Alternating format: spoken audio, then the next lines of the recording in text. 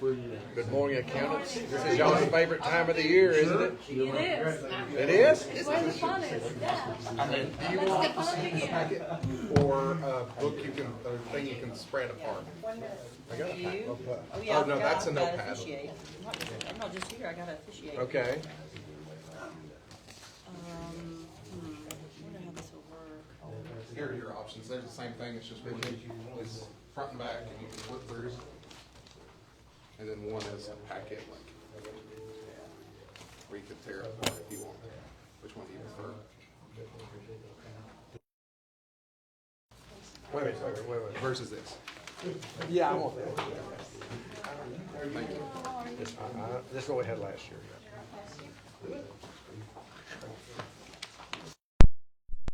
Budget workshop today with open minds and realizing that we're here to do the best job we can for Walker County citizens and taxpayers. And in your name we pray, amen. Amen. Pledge.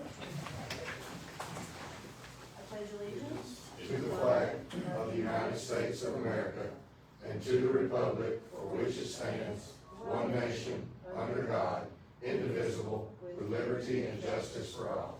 Thank you. All right, we are now officially in work session. The subject is the 2020 budget season. This work session where the Board of Commissioners will hear from the department heads what their proposed budgets are and the purpose for them. There are no decisions being made in this workshop, so only discussion. And the public is welcome to join in these next 3 days. So with that, we'll begin. Christian, I'll turn it over to you. And I need to establish who's present. oh, I'm sorry. Yeah, we do that anyway. Commissioner Blakemore, I will mark as absent. Commissioner Askew, Here.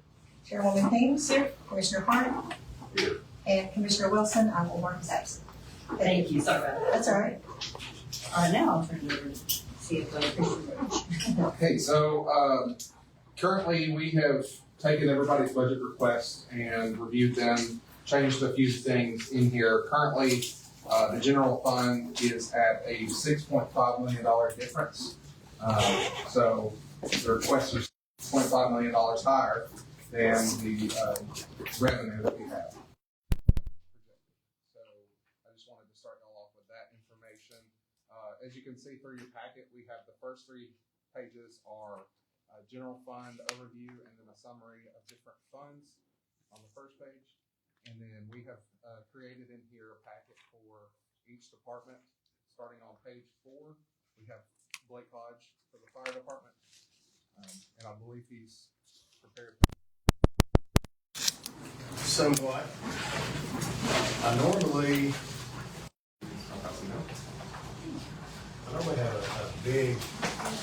a big packet, so I want to thank Mr. Roach and his team because he did a lot of the numbers. He did a lot of the numbers that I normally do, and I have confidence in what I've seen from him. So my packet is about 3 pages shorter than normal. So thank you for doggone it. So just flipping to it, obviously it's I basically put a letter together every year with our request. 10 years ago, I'm in my 10th year. I'm winding into the 10th year, winding down the 10th year. And one of the goals in Walker County for the fire rescue was to get to a minimum staff level of 3 personnel assigned to the career stations each day, 24/7. Keep in mind, we only staff 7 of 18 fire stations. Volunteers they're hard to come by. We don't have any access to any other departments around us. It's just a dying breed, if you will. And so our call volume is increased. This board has been amazing over the past few years. And number 1, listening. Number 2, seeing the needs and working. And there were request for 9 more firefighters this year is to get us over the finish line, where we can get to minimum staffing. We have around between 110 and 120 working structure fires a year. It's one every 3 days that we have in Walker County. We have if you flip a few pages, you'll see a little spreadsheet. It's the same spreadsheet that I had last year. I did update it a little bit, and we did improve in a couple of categories. But looking at regional departments, comparable regional departments, being Catoosa County, Whitfield County, Rome, Floyd, Bartow, Gordon, we're in square miles. We're third overall, and the only reason we're not number one is a lot of their is national forest, and ours is we actually have homes and roads throughout every part of our county. So we really are at the top geographically, because again we have 18 fire stations, and which is the next column. You can see what the other departments have. We have the most. You got the county road miles. We're third in actual road miles in the area we have to cover. We are second in department call volume. We're going to approach around 7,800 calls this year, and they are comparable to what everybody else. All these departments are all hazard response organizations. The one thing we do run about 700-800 event assists a year, which is again the number one. I get citizens calling me all the time. That's the number one thank you that we get. They call them to help their family member on the floor or help them do something, and it also keeps those ambulances in service. So it's a good service that we do that a couple of these other departments do not do. Just giving you the truth on the call line. We would still do the same highs. The state of Georgia requires us to be in compliance. It requires us to have 72 firefighters. We have, with the addition last year, we have 60 firefighters on duty, and that gets us to 87%. Last column, it's all the way to the right. We still don't have enough firefighters to cover our state compliance. Let me make sure I'm clear with that. We do have enough. We are compliant, but we do that with volunteers and a couple of part-time. We're the only department that we don't meet that number with our career staff. Again, we're staffing 7 out of 18 fire stations. Our average career daily staffing at a station is 2.71, less than the 3 we're trying to get covered now. And it puts us last in percentage of staff stations. And if you see on the Gordon County, you see I've got 64 and 36. They staff 4 of their 11 stations, which is the 36%, 36.6, but they're staffing it with 4 firefighters a day. So I put the note in there. If they staffed using our model, they would be at 64%. So again, we're the largest fire department as far as number of stations. We're the second busiest. We cover a lot of territory, but our problem has been over the years, and again, this board has done an amazing job of getting us to where we are, because we were not in good shape 10 years ago. But that gives you just a little overview, kind of a regional look at where the request is coming from. I got a question. Yes, sir. So in the column that says number of firefighters required for state compliance. Yes, sir. So those numbers below that, are the numbers that's required by the state? Is that correct? Yes, sir. Where is that number derived from? 4 per station. 4 per station. So that number is higher for us because we have more stations. Correct. We have more stations because of our more square miles to cover. All right. Yeah. And I'd like to comment too, Brian. I was just noticing that, we're pushing over 7,000, 7,500, 7,800 calls. Yes. And I was just looking at comparisons like Rome, Floyd County. That just blows my mind that we have higher call volume. And then looking at all the others around, I mean, it is kind of it's Walker County's busy. It's very busy, a lot busier than people would think. You add that onto our sheriff's department and all too. I don't know how many calls actually would come through that 911 center, but it's got to be a bunch.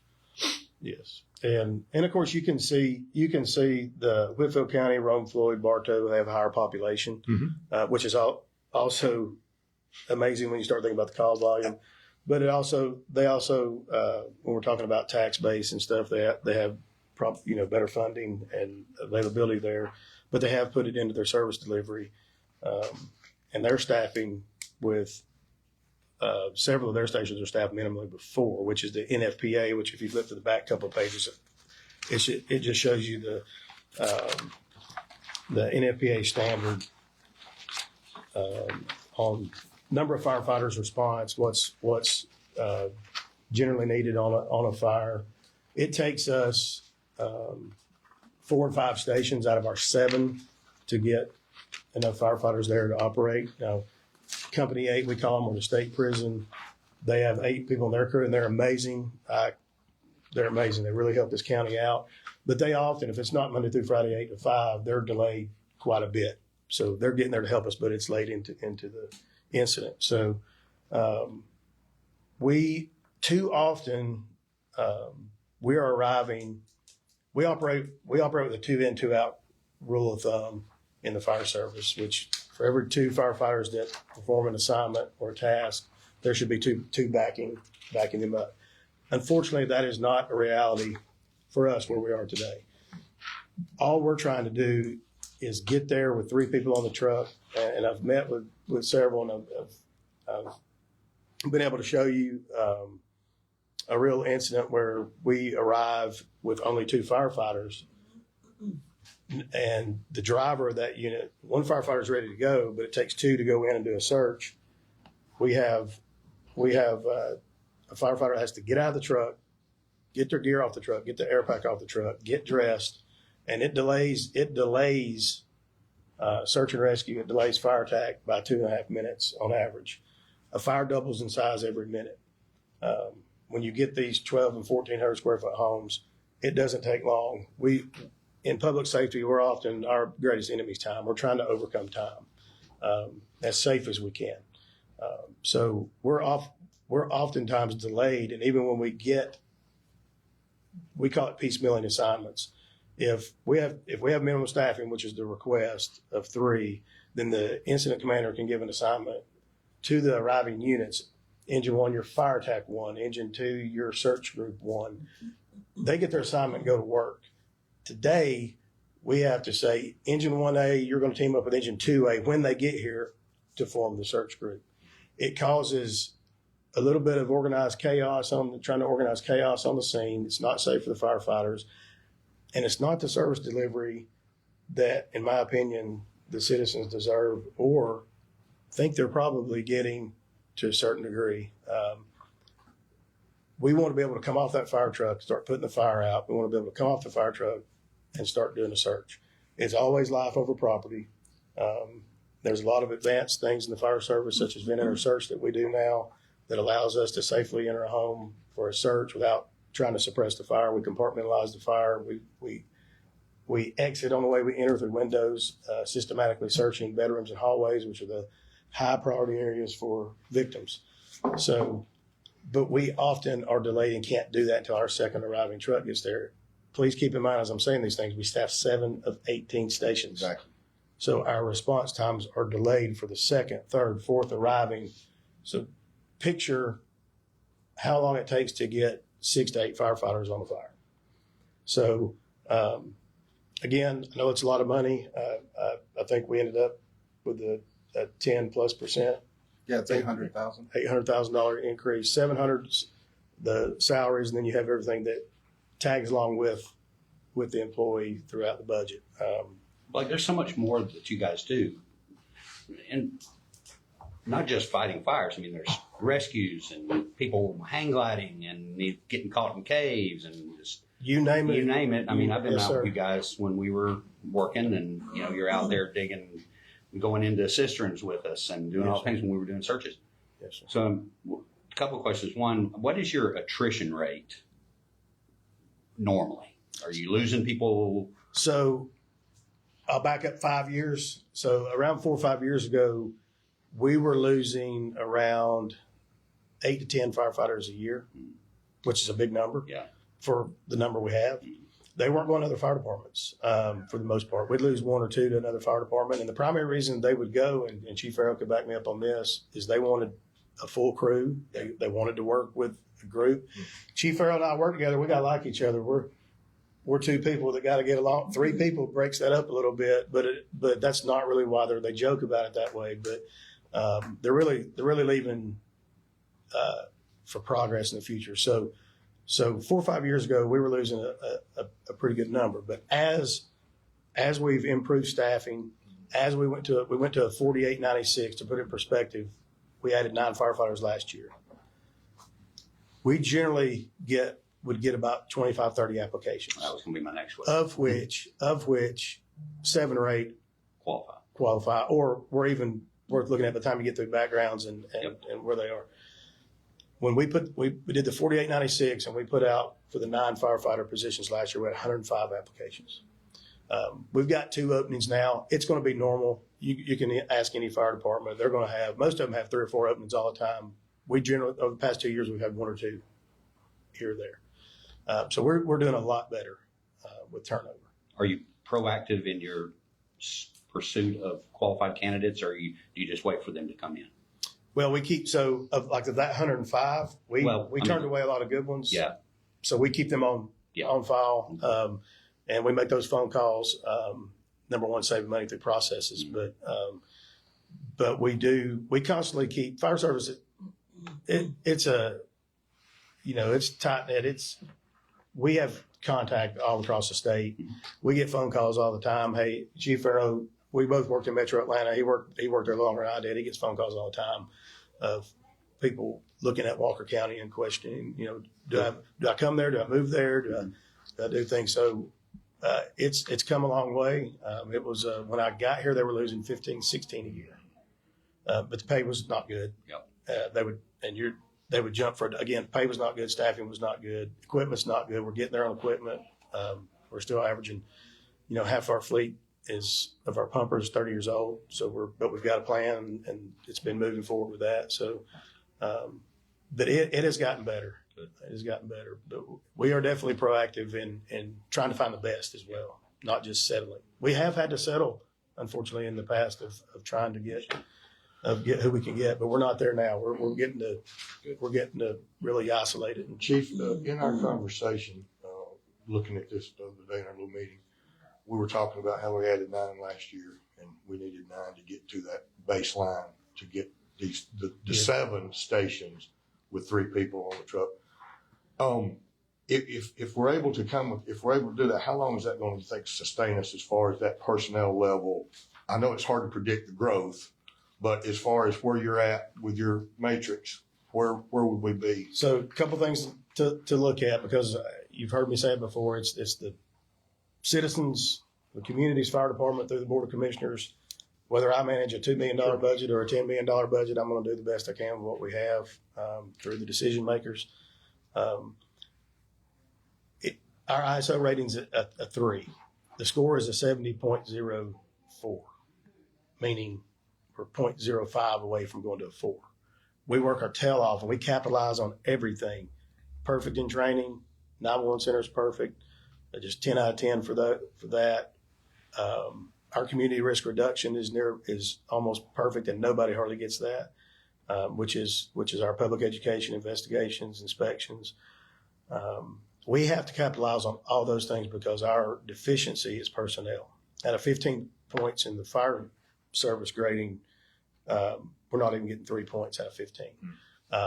The addition of the 9 last year and this will move that needle about 0.75 of a point, which is massive. It doesn't sound like a lot, but when you're looking at a 70.04, getting close to a 71, which is what an ISO 2 in my career is not going to be, is not going to be a reality, but we still want to keep that foundation, that footprint moving in the right direction. So to get now to answering your question, we would, if we get across the finish line with the minimum staffing of 3 and we're providing the best service we can, which an ISO 3 in a 456, 18 stations, Yeah, that's the 456 square mile, 18 fires is a really good a good achievement. ISO rating, especially the way they grade it today. But we would be several years. I think we'll need to add one position over the next probably 3 years, being a lieutenant or captain in training to help, because increasing the personnel, there's a lot of things that go into training. That would probably be a request over the next 2-3 years, but it really would be when the call volume increases, the need for another station to open up. Because this is a massive milestone for this fire department to get to minimum staffing at 3. It's where we need to be. But I'm not going to come back next year and be asking for firefighters, or even probably the next year. I don't see that being now I may ask, but I'm not going to expect. I was going to say, you're going to ask. You're not ever going to come back to the Right. fire chief and say he wasn't trying. Right. But it's not going to be with the passion that I really am trying to be here today with for the firefighters and the community, because we are lacking. Well, that's kind of why I was kind of leading into that, because I wanted to give you that kind of segue in to kind of explain, because and like you said, with some visual aid that you were able to supply too, it was just amazing to me. Like I said, when you got people who are trained, highly trained, we got good equipment, and then when you get on the scene, it's just like any other emergency service, or you're ready to go to work, you're ready to pull your guns out or your hoses out and do what you do. And it's when your hands are tied and you're standing there waiting for the next. That's a tough situation. And it's tough for public safety. Well, it's tough for the people that are in. It's hard for it's real bad for the folks that are on those rigs too. I mean, when you're going into a situation like that with only 2 people, it's not safe for them as well. I mean, It's tough. It's tough. We have law enforcement trying to help us. Oh, yeah. On fires. That's what I'm saying. Yeah. Media. And it's tough on them. The mental side of public safety is always tough as well. And dealing with stuff like that when you know you can do better, you want to do better, and you can't. Right. It gets tough. But and we're always going to Monday morning quarterback, if you will, and try to improve and say we could have done this, could have done that. And I'll go on record again and saying we're not going to save every life and every property. That's not going to happen. It's not a reality. But I do want to get where we can give it everything we have, at least in those first arriving moments, to make a difference. And we're 9 shy in that, we've been chipping away at it. I mean, we knew it wasn't going to be overnight. The county financially was in a great hardship years ago. So we knew it was going to take time, but I think we're arriving at where we need to cross that finish line and get to where we can get to this minimum staffing. And then as the population increases, as the call volume increases, and we look at adding another career fire station as far as staffing, we're also limited on a fire station that is conducive to the housing for. We've got a lot of old Butler buildings at the fire station, which we have a good plan in SPLOST. And I greatly appreciate the SPLOST, because facility upgrades are needed, and these fire trucks are costing way more than they should. Mm-hmm. It's just ridiculous. And I know there's talk in DC and stuff about, there's things going on there where they're trying to do something about it. But we bought those 3 pumpers 3 years ago, brand new, nice pumpers, had some bells and whistles for Walker County on them, integrated foam, different things like that. And those fire trucks cost us $472,000, and those fire trucks today are $900,000 3 years later. Mm-hmm. We won't be getting those. So if I may move us on, is that everything you wanted to tell the board from your presentation? I mean, I'll take up everybody else's hours if I but no, I'm good. I'm good. I can take a hint. Well, I want to make one last comment to make sure the board understands that this page 4, and Christian, correct me if I'm incorrect, the number we see here in the top portion includes the 9 firefighters. Correct. Yes. And then above that, it also did include the ambulance service in here, because you are the director of the EMS, right? Right. Yeah. So that is increasing by 350,000 due to the new EMS contract. Mhm. So that is included up here. Then the non-firefighters are included in the $800,000 increase. Was the ambulance included in last year's budget, or was it a separate? Yes, it was included. okay. It was 250,000, Yeah. and it's It was moved a to lot bigger. 600. Yeah, okay. Yeah, we don't. Does the board have any other questions? I do have one. I do have one more thing. I know that Christian will get to it at some point, but I'm going to make sure it's said while I'm here. Of course. There are some things. There's been some changes in accounting practices for the better, and as such, we have some of this increase is money or funding that was coming out of other budgets previously, such as IT. We're now getting our portion of our CAD software and stuff that we are paying for out of the fire department budget, where it was just paid out of the IT budget previously. Facility maintenance has increased because I normally had like a $30,000 line item for HVAC units and different things. So that has increased because it's coming out of our budget to account for it better that way. So some of it's the same money. It's just being accounted for now. Correct. In the departments, not Yeah, out so of it's other become places. a line item where it used to not be. for us. So there would, again, Tyler Technologies out of Curtis's budget in IT. He used to pay for it all. That has now been broken out, and the portion that's applied to the fire department's coming out of our budget. That's So for every department. that's not additional request. That's money that was Oh, that's the there. revenue streams anyway, right? So this is just for a few departments, fire departments. One, since they're in a special revenue fund, it's very good to make sure that all the expenses that are for the fire department are in that special revenue fund. So there are a few other departments that have taken on some IT expense. My department is going to take on the new ERP software and payroll software just because I feel like it should show in accounting for those. So, Yeah, thank you for clarifying that. of course. Any other questions? One last question. I know you can't answer it now, but in the past, the public safety fee, fire fee, whatever you want to call it, it was kind of set up to fund this department. It hasn't done that in the last couple of years. Understand that. Correct. But if we were to say, where would the fire safety have to be to fund this new budget? I'd like to know what that number is. I know you can't give it to me now, but Okay, you can. What the increase in that fee would be to, is that what you're asking, what the increase in that? no, if we said, would be? let's let the fire safety fee fund the That's, fire department, Yeah. what would that number go to? I can get that for you. I can, Like yeah, so. I've got a spreadsheet built where we plug it in, and Y'all I just have to get with Sarah to make sure, because there's additions every year. So I'll have to get with her on the new numbers in Okay. each, but I would like to it's know not, doesn't take that long to get. All right, yeah, okay, thanks. thank you, guys. All right, thanks very much. Thank you. Appreciate you listening. Appreciate y'all, Thank you, guys. guys. Thank you. Nice to you, Farrell. Yes, sir. Thank you.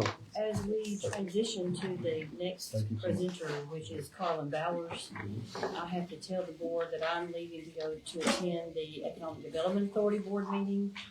And I have to be at that meeting, so I have to leave, but this can go on without me. I'll try to be back before lunch break, but if I'm not, Christian, just break whenever you feel like it's necessary. Okay.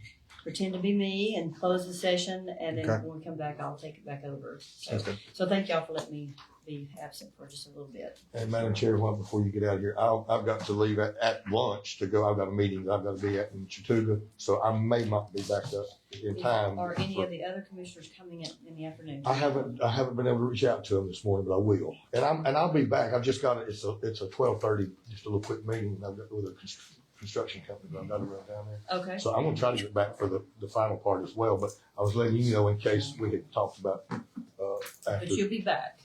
I'm Maybe gonna not try for to. this meeting, but for the, It's at some point, that's why I'm Okay. saying I'll reach out, we'll reach out and talk. okay, thank you. Yes, ma'am, thank you.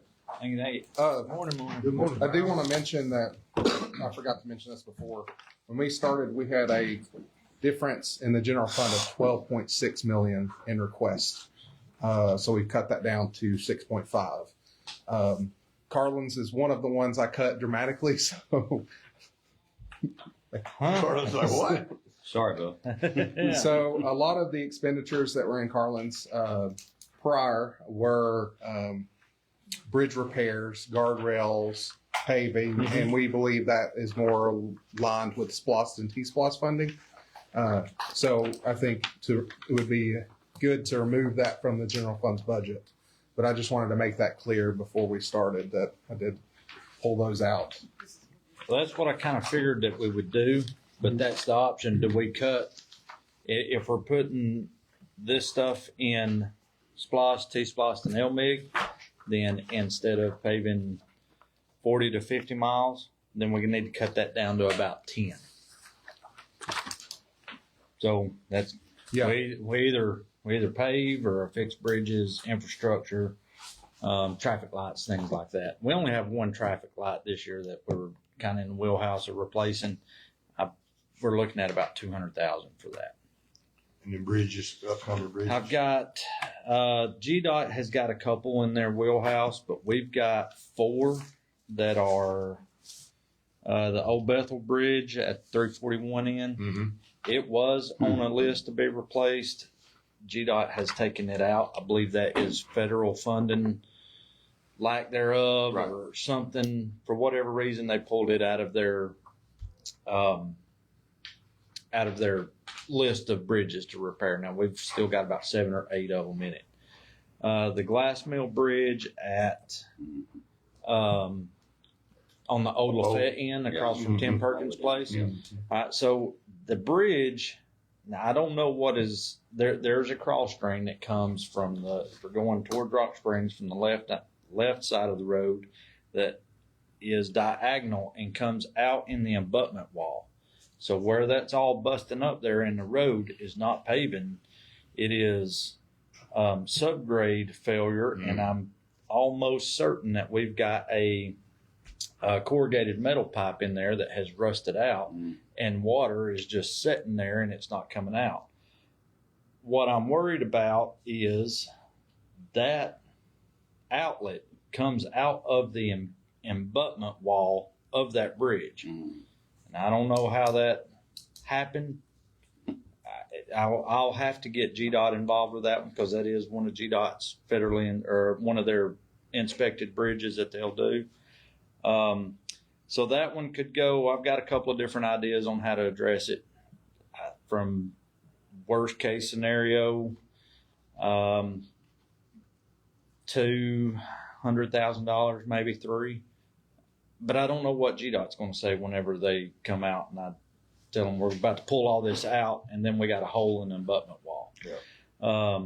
So that one's a toss up. Tatum Road, got a bridge down there where one of the footers is washed out underneath it. We could possibly do that one in house. Still need to get an engineer to take a look at it. And then Center Grove Road is our responsibility solely. It is under the limits. GDOT does not inspect this. It's barely one lane. I don't know if any of you have been out there. So this one has kind of been in the works wheelhouse for a long time. I feel like that we can do precast box culverts here, widen this thing out, get it a full 2-lane, and that's going to be a pretty expensive project. But it's needed, and I'm fairly certain that this is going to fall all on the county because it's under that 20-foot width threshold. There's other infrastructure issues that have to be addressed. That's going to be quite expensive. A lot of engineering will be involved with that, and then evaluations, and then we'll just go through those processes of repair and replacing or removing type stuff. So I want to back up a there. minute before we leave. Yes, there. sir. So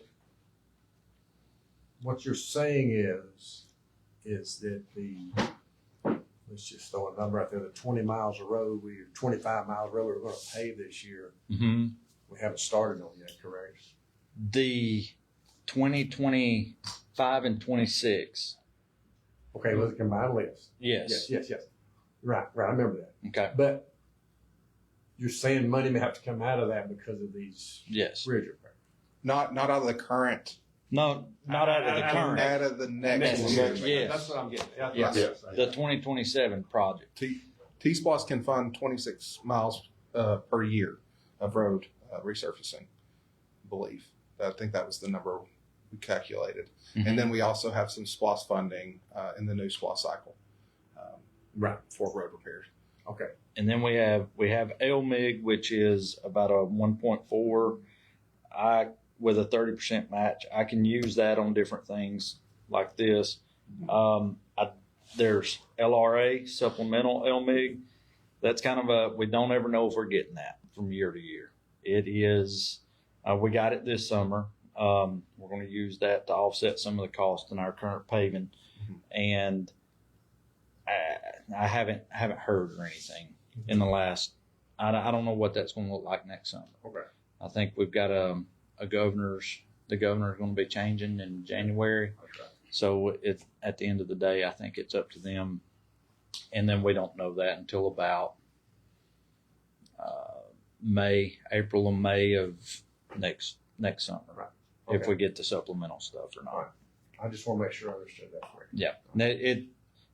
This 2 years list is right at 70 miles for the past 8 or 10 years. We've been doing around 40 to 50. T-Splosh can do up to about 25, 30.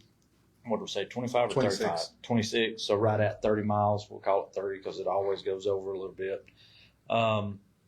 In that number, when in the 2027 project list for paving, we need to cut that down a little more and do more of this kind of stuff. Yep. Yep. Or leave it at that and then put this in the general fund. Okay. So that's kind of where I'm at. Do you have a priority ranking of these projects that one's got to get done, one needs to get done, one can wait? I mean, as far as Old Bethel, these are the Old Bethel and the Glass Mill. I'm almost certain something's going to come up because our GDOT bridge inspectors come in every 2 years. This January and February they'll be in the county inspected again. So I know that those two are most likely we're going to get a letter on those two bridges. The other two, I feel like they're a priority. I mean, they've been hanging out there for a while. So as far as these kind of projects, yes, I do have kind of a direction to go. It kind of, like I said, when the expenses are getting to the point where, and even in paving, it's almost like we have to kind of flip the script a little bit and work on this infrastructure stuff, and then what's left is what we'll be paving with probably for a little bit, until you kind of almost it's hard to get it all in the same year like this. It's almost like one year you do one, or so anyway. So the monies that and I haven't gotten into, you go ahead and get into it. So that way we can kind of see where we're talking about. Yes. What the cuts. So just a preface, last year we changed Carlin's department completely. We separated the road department and yours, which is public work projects, which works on all the big projects. And so your department last year was budgeted at $300,000, and that was new. We didn't know really what it was going to cost. So far, right now the request is for $890,000 roughly for your department. We cut out $3.4 million in request, and that was bridge repair, guardrail, and the stuff that we've discussed, some red lots and stuff. We've left a lot of the engineering fees that we'll have to pay to do these studies and work on these things. Those have been left in this request, but that's pretty much a summary of. Are you feeling like you're leaving the engineering in there because you feel like it's going to be into the following next year's budget before you actually need the funding for some of these, or? So I mean, if we're going to engineer it, then we got to follow up. So I'm just curious. Well, some of the times we have to engineer, and then we might say, "Oh, we can't pay for that right now," or something to that effect.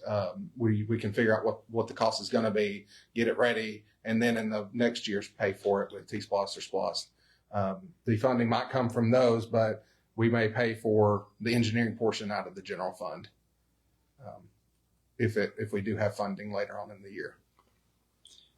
The engineering is right on a lot of that. There are a couple of other projects that are coming up with some possible MPO funds and things of that nature. Not 100% in all of that, but they are going to require plans in hand.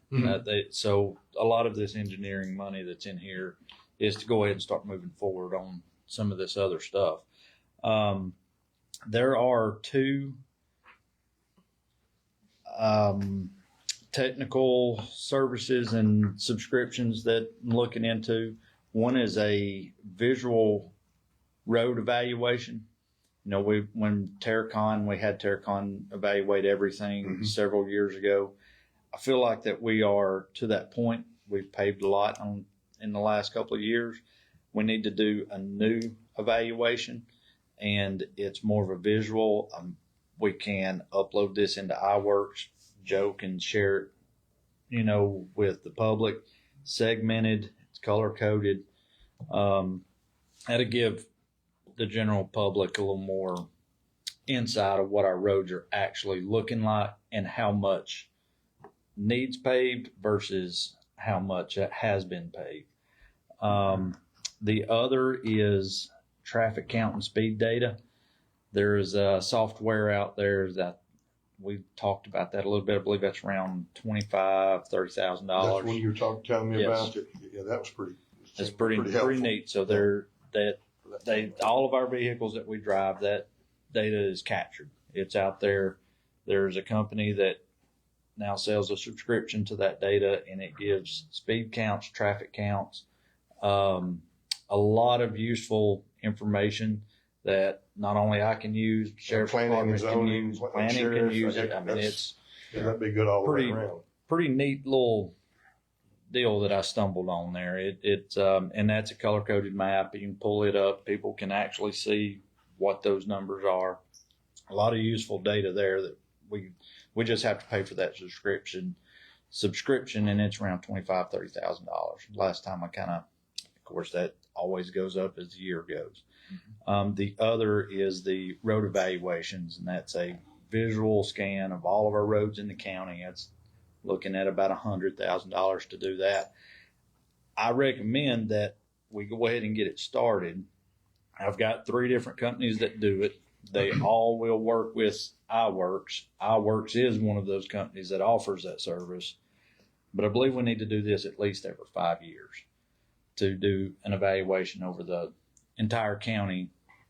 At least while we're paving with T-Splosh, because we're paving a lot.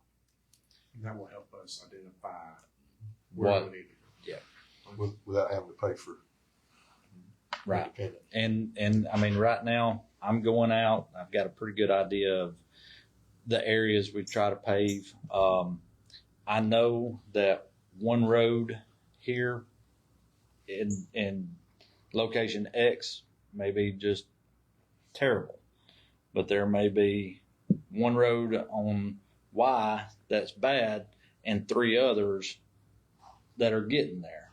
It's better to pave this whole section than drive all the way over to the county over here and pave one road. I mean, I know that it needs to be, and these road evaluations will help us kind of plot out to do that, because like I say, we've got a lot paved. Now everything is starting to get spread out, and then just mobilization slows it down. Mobilization kills you and stuff like that. it is roughly $20,000 for a load boy to show up and load everything and move it. And most of the time, I see at least 3 show up on a paving outfit. Yes. Yeah, mobilization is crazy, but it is what it is. It'd be nice if, from a public standpoint, if we were able to say, okay, these are the roads of the county. Mm-hmm. And the color-coded ones in green have been paved within the last 2 years. Mm-hmm. The ones color-coded in red have been 10 years out. The ones that don't have a color haven't been done since we don't know when.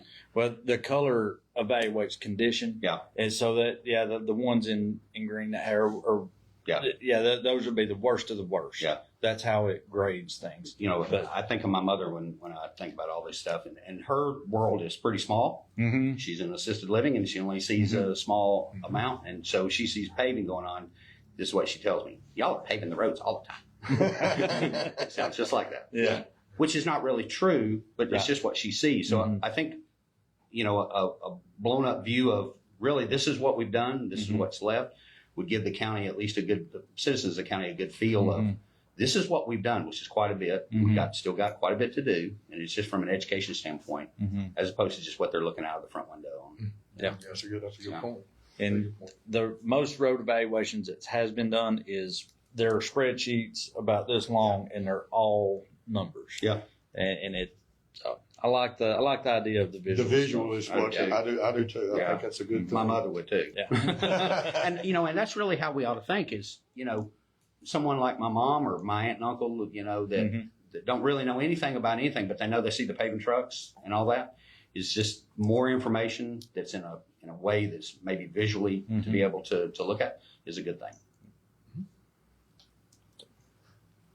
Anything else? Oh, there's a little bit extra in pay. That's $16,000. Is that what you for an intern or a part-time person Yes. to help scan all of our road inventory cabinets?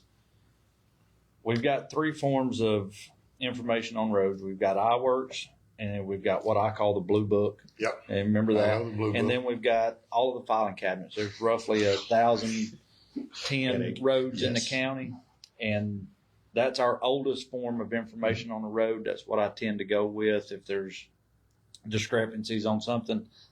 We don't have a digital, those are not digitized anywhere. So we have to go to the county or go to the filing cabinet, flip through, find the road, and we also need to verify that our road folders match the Blue Book and iWorks. That's what I currently have. Ashley, she's going through that right now. But somebody to scan, because those folders are thick. There's a lot of information in there that don't need to be in. But then there's a lot of information there that we do. So we need to filter through that. And this is part-time position is just to have somebody in our office just scanning papers and Would you uploading. need a high-speed scanner to be able to do that more efficiently? I believe what we have right now would work. And if we needed a high speed, now I believe what we have will be fine because it'll be one folder at a time. And as we're flipping through these, there'll be some of it just I've been through that project before. Yeah. But as you say, that's that is the oldest and really the main source of a lot of information on a lot of the county roads.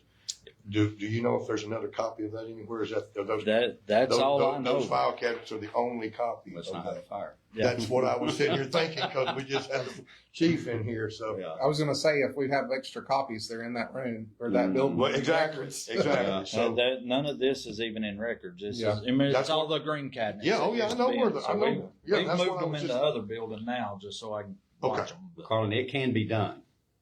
I'm sorry. Okay, it can be done to digitize all this. Oh, yeah. We did it at the FBI. We had a warehouse look like something out of Indiana Jones. Mhm. Just as far as you could see boxes, and we digitized all that. I mean, cases that went back all the way to the 20s, all the way up to, we had 9 ladies working full time doing it. But It's it can kind of be one of done. those projects that once it gets started, Yeah. it needs to follow through Mhm. and be done. That's true. I don't necessarily have time to sit there and filter through every one of those sheets of paper, but it's overwhelming. You're right. It needs to be done for sure. So that's the increase in the salary for a person to help do that. They'll work with Ashley and they'll make sure all 3 forms of road information are matching. So, I believe, is there anything else that we missed? So you cut me through me. Yeah, 3.4. So I had to cut. I was at 12.6. So I almost had a heart attack when I saw that. So the roughly $6 million increase overall that you're speaking of is shown on this. This is not the 12 million, correct? Correct. The 12 million I have. So what you're showing It's us not- is an edited version of what everybody's Yes, asking. yes. What you're suggesting to whittle them down to. No, hang on. So what we received first was 12.6. Mhm. And we cut the easy stuff off the top. Sorry, Carlin, but that 3.4, remove that. And then this is what they're requesting minus the easy stuff. But this is not what I'm suggesting at all. What I'll suggest will be on June 26th, But this document represents the $6 million increase. 6.5. Yeah. Yeah, and Carlin's is 600 of that. Yes. And fire department's 800 of that. Correct. So we'll cover that when we're going through the meeting. Some budgets are decreasing. So cover that as we get there. We really didn't cut as much, is we shuffled it, we moved it for different funding sources. So like this millions of dollars can be paid by T-SPLOS or SPLOS. Yeah. So we just shifted we didn't cut it, we just shifted to different funding source that it's more appropriate for funding this project. Okay, understood. And if then you guys are approving it, then that's where they will be paid. Okay. But we just kind of shifted, not really eliminated. Roger, I got These you. are the 3 million you did, right? All right, thank It's you. right here. So I cut out the 2 million, 1 million. I think I removed a few of yours. So then the 200 and Right here, Yeah. capital infrastructure. yes, and the one that was in repairs. So both those two. These One- two here. yes. And then the page before. I meant to email this to you. We just got very busy. Next page. This million and this 200. I think, right? Tony, you guys do a good job. We appreciate I'm you. sorry? You do a good job and we appreciate you. Thank you. Yeah. Keep paving outside of my mom's window. You'll be all right. What road is that? At Rosewood. I think it, Well, a lot of that's Northwest Georgia paving, Yep. and they're doing 27 for 27. GDOT, and it really truly is coincidence that our crew, CW Matthews, has our current contract. They were coming out of the Jenkins Road area, moving towards Chickamauga on all of our side roads. Yeah. And then Northwest Georgia Paving is doing 27.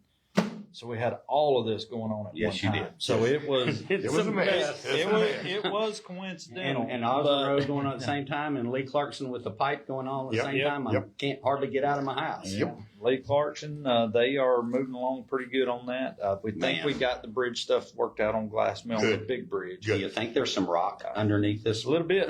Little bit. Shoot, they've been rocked the whole way. The whole way. Goodness. So is 27, is that a GDOT project? Yes. That's a state project, That's all right? state. I can't tell you how many people have asked me, why are we paving? I said, Oh, we're yeah. not, the state is. Yep, Yeah. that's all GDOT. Oh, okay. Yeah. They're paving 27 up here in Mangina. We just went down to Carrollville, Florida, so you hit 27 Yeah. down in South Georgia. Man, our 27 was in a whole lot better shape than what theirs is Yeah. now. And they're Yeah. paving ours. I mean, it'll rattle your teeth. Well, sorry, guys. You guys do a good job. We appreciate it so Appreciate much. Sure do. Thank you, Carlin. thank you. Yes, sir. Thank Is that you. it? Yeah. All right. Appreciate you coming in. Thank you, Thank sir. you guys for your time. Thank and you. If y'all need anything, holler at me. Let's do it. Good. Thank you. Thank you. And I would add that Carlin's working on that paving, that patching thing for us. The patching. Oh, profile, yes. Which is gonna help us in the future. Yeah. We don't have a very good patching, profile for these utility cuts from other providers and Right. everybody else. Yeah. So we'll pave a road, they'll cut it the next month, they'll put coal patch on it. Yeah. So Carlin's working on us a real tight profile that we Good. can look at getting in place Yeah. to protect all this paving. Yeah, that causes lots of complaints. Where you pave a road to come back in A behind lot it of and do something. They, And we need to put some teeth in there. they paved Salem in front of the shop 2 days after. Yep. Curtis is Y'all have a coming. good one. Thank Yeah, you, Bob. Curtis is coming in at 10. Can we take a? 5 He minutes. is not. He is in Spain. Yeah, that's right. Curtis isn't So gonna be we're, here. we're He's- waiting on Sarah. She's coming in at. So we're gonna take a break for restroom. There you go. Okay. Yes, we I'm are. first. I just gotta stretch my legs. You want a copy of your?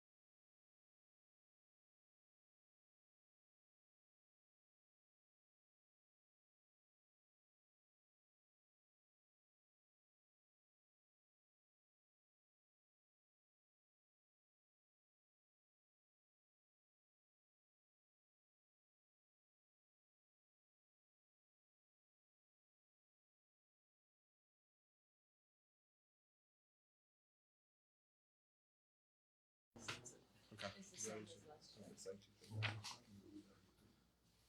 we ready to start back, Joe? Okay. Do we need to call it back in, or Yeah. Yes. do you want to call the back to order? Yes, we sure will. Is everybody in here? Call us back into session.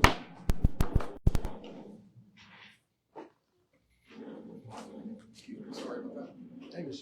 Hi, how are you? Good. So, like I was saying, we put senior center instead of the defects building in here. The only increase for that was an $800 increase to general supplies. And that was just because we added child support area into the building. So All right, and right now the difference is $20,900 for Sarah's as an increase. It's a little under 4%, and most of that's probably just inflationary increases. And we did incorporate a 3% COLA into our projected numbers, so that is included here. If you want to. yeah, it was just I don't know. I'm sure Angie has shared this information with you, but this is just kind of a very basic Thank you. chart of my numbers for the facilities. Basically, if you look at 2026, the first column is the Civic Center campus, which consists of what we rent is the Ag Center, the Civic Center, and the Pavilion. That number is already close to 2024. 2025, we're at 493. So you can just see, if you look at that column from over the years, our events have increased. Obviously, our supplies increase, and our staff's increased. The Rossville portion, of course, at the 116, that will not increase anymore because we've stopped renting that facility since we're in transition. So we won't get to the 704 in the blue column there, like last year, I'm sure, because that included both facilities. But we're still, for the Civic Center campus, at a great rate and increasing as far as the numbers and the income on that. But that's really just to kind of justify our increases. Some of it is just service increases. Trash services are more expensive, that type of stuff. And then just our supply, because we have obviously more events and we have more supplies back. So that's really good. And Adventure Acres is included under your management spectrum, I know, but. Yes, it's under Rossville. Yes. Mm-hmm. So that will still. There's no numbers there, and I'm not really sure how to track that. But Right, because it's just open. But that's something that's not going to create much revenue for you. At this point, we have zero revenue.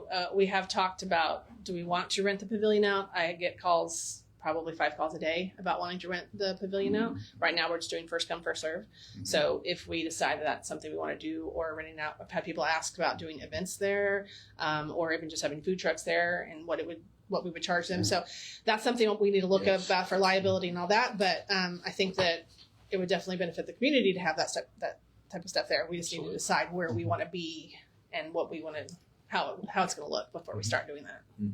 So we're right now just trying to get the park open. I don't know if you've all heard, of course we had our opening, but the splash pad had to be closed after a few days because the manufacturers that did the paint had some issues. It got into our pump system. It got into the tank. And of course the surface was slippery and it wasn't supposed to be. So they're out there sandblasting today as we speak to get that cleared out. We've got the tank cleaned out. Once they get their part done, hopefully by the end of the week, then we'll get back in there and get the pump filled up again and get our chemicals regulated so that we can be up to go with our health inspection, which we did pass 100% when we opened. But and that's all the pumps under warranty, that we're not going to be out any money. No. It didn't. Luckily, we were able to stop it and just clean it out. There's no damage to it. But yes, it is all under warranty, and we're still working with the manufacturer on the pump. Anything that we have issues there, and the splash pad, that they're all still working with us. They haven't stepped back yet because we're still trying to work out those kinks. So yeah, that's not on us. And I do want to mention that we discussed before that there's some resurfacing we'll have to do at the playgrounds that we need to start considering in the budgets. Yes. I don't think we included it in this. Yeah, I don't think we have. I think we were yet. talking about putting, where that was going to come from because of the expense of it. Yeah, so we have to resurface the Walker Rocks Park, phase 1 and 2 soon. Yes. And it has to be done every 18 months. So I think it would be good to get on a cycle of doing one every 9 months. So we're just paying for one each year, and it's easier to budget for. And then we may have to do some that, Well, eventually it'd be Adventure Acres. So Yeah. this coming fiscal year would be the two phases at Walker Rocks, and then Adventure Acres and the splash pad would be the next year. yeah. Cycle. So it might be 2 a year. And this is the rubberized surface that has That to is be. the rubberized surface that has to be, yes. And if we don't, if you've been there recently, phase 1 is a little past due and it's already, you can see the wear in it. And if we don't get ahead of that, then it will end up destroying it and it'll cost us more. So to do the resurfacing is going to be much cheaper than having to cut it out and start from What's the scratch. ballpark price on that research? So for phase 1 and 2, we're looking around 55,000 So half of that to just do Per the, year, half of that though per year? Yes. well, From- that covers both of those. That phase 1 and 2 would be, I said half of that. oh, okay. Yeah, so half of that every year, so about 25,000 a year just in resurfacing. He needs 55,000. No, it would be 55 for phase 1 and 2. And then Venture Acres would be 20 something the next year. So they're really 3 resurfacing. Yes. So they're about 25-ish. That's what I was kind of apiece. getting at. Okay. So it's about Apiece, but we're 25 a looking at year is two- gonna be. to the first year. So Or every, actually two. every year, one of Yeah, them it's will gonna have be to more. be resurfaced. Yes, potentially 2 1 year and 1 the next. Okay. That might how it So is. now, yeah, so now we're looking at 51 year and 25. Correct. Yes. Okay, Yes. I'm just trying to put And it then in. the splash pad, that coating is not rubberized. It's just the paint type surface. So depending on where we decide to go with that, because we're looking at different options since this manufacturer that didn't work. Right. So we're looking at right now. It's just going to be sandblasted, no paint. So if we decide to do something there, Etching that it, would are they etching it kind of with a Yeah, sandblast, give a yes. rougher surface? correct. Good. So that might mean there will be less maintenance for that, and then, of course that's not looking at anywhere close to what we're looking at for the rubberized surface. But that would be a maintenance that we'd have to put in for next year. But And that may be something that we could do with SPOS dollars, community facilities, or the county facilities budget. So that may be an option. Kind of see where it fits in. But that's kind of it would be better to budget for it, in my opinion, in the general fund. Just wanted to give y'all heads up on that because she did mention it to me. So with the addition of Adventure Acres, you have somebody up in the north end to manage that? yes, I have a full-time person that's in Rossville. In charge of that? Yes. And you still have 2 employees at the campus in Rock Springs? So I have so I have 1 person in Rossville, 2 custodians in Rock Spring, and then I have Richie, who's maintenance, who does both Rossville and Okay. Civic Center campus. Okay. And then I have an administrative assistant as well. And we're doing the defects building, and we're Yeah, we do defects in 911. We clean and maintain all those. That's and there's they, 5 they do buildings on pay us campus rent for that. Correct. for Yes. defects. Yes. Yeah, okay, that's what I thought. I just wanted to make sure I got that in my head. Yeah. Do So a good we job. There's a lot that goes on up there. we have had a lot, and if you're not familiar, because I haven't met you, I'm sorry. I'm Sarah. Mark Feasy. Nice to meet you. Nice to meet you. Of course, we've met Randy, but this has been a really, really busy last year. We run the farmers market also on campus, and so that has started last week. So please, all of you, if anyone are able to come, it's 10 to 1 every Wednesday for June and July. So we're kind of really deep in that right now. But we do like a fall festival to Walker Wonderland at the end of the year, which we our campus hosts, and it's a free event to the community. We get some sponsors and stuff like that for that. But of course, we had new pickleball courts put in, the 2 phases of the playground in Rock Spring. We've been working with Commissioner Hart on the ag facility and with our SPOS money there, and we've got a new building that's great, and they're starting to move into it. We've now got security on campus, which we didn't have before, so that's really great. But it's just been busy. So my team has been great and worked really hard, and I think that it shows. Yes, it does. Feel your campus. When reviewing this, we did have, a large change in, requested for, $6.5 million we're trying to fund. We are also looking at the revenues because that's a very important thing is to balance expenses. We can start looking at revenues. So Annetta and I have been looking deeply at the revenues. We definitely want to change how Sarah's revenues look so she can track that better, and it'll be attached to her budget. So we are looking at doing that, and we're looking at what other fees we're charging around the county and seeing if we can make those better for the citizens and all the participants. And so we are reviewing those. And Sarah did a great job on helping us with that. Did you say, Miss Sarah, that you're getting a lot of, I think I understood you said there's a lot of interest in renting the pavilion at the Venture Acres. At the Venture Acres. Yes. Yeah, because people like to guarantee it, not have to sit and wait. Well, and I think that's that's kind of that's a really good revenue stream because it's a voluntary stream. It's people that are asking to rent it, and so it's a it's a voluntary thing. So I think that's something we ought to really look at moving on with pretty soon. That's a great idea. Yeah, I just think want that would help to. out We a just want to lot. make sure we get a plan before we start. Yeah. So whenever. And matter of fact, I'm involved in this backpack program. We're gonna get backpacks away the 25th of July up in Rossville, and that's what we was wondering if we could rent the pavilion or reserve it. Yeah. Because we want to do it there at our new park. Have you got any ideas on how that would look or how you'd like to see that? I performed? mean, I have some thoughts because, of course, we do it at the Civic Center at the Walker Rocks Pavilion. Would you put something kind of together, just Sure. something Yeah. basic for I us to can- kind of, because I think that would be something that needs to be looked at. It would work for everyone, help everybody. And are there any other places that you have under your purview that may be good revenue streams like the pavilion? Is there anything else that maybe we can look at that might be something? Not necessarily under my scope of work. Mhm. Like I said, we do rent the pavilion there, the Ag Center and the Civic Center. Mhm. And then we just finished up with the Rossville Community Center. So I don't have anything else. Okay. We do have the pickleball courts, which we've kind of put out there that they can rent that space, but right now it's just been kind of first come, first serve. But if they want to guarantee it, they can rent it. We just started that. Okay, so that is an option It is an option. to reserve a Yes. court. Okay. Yes. That's a good thing. Yeah. That's not out of the ordinary. No, and we've had a lot of interest, but so far, we haven't actually rented it yet. People are kind of been good about rotating through, but Mhm. I imagine at some point we'll Mhm. have more actually rent it. Yeah. Good things happen. Mhm. Very good. That's all I have. Thank you, Miss Sarah. Appreciate you. Yeah, I Thanks for all the hard appreciate your work. time. Thank you. Short and sweet. Yes. Thank you so much. You guys have a great Thank day. you. Yes, ma'am. Thank you. Yeah, so John is next, but he's not until 10:30. We wouldn't want to backtrack and go to Curtis's since he is out of town. Yes. So that is going to be page 9. And since he's out of town, I could just speak for him. Curtis's budget includes the IT budget, the EMA budget, and the E911 budget, which is a separate special revenue fund.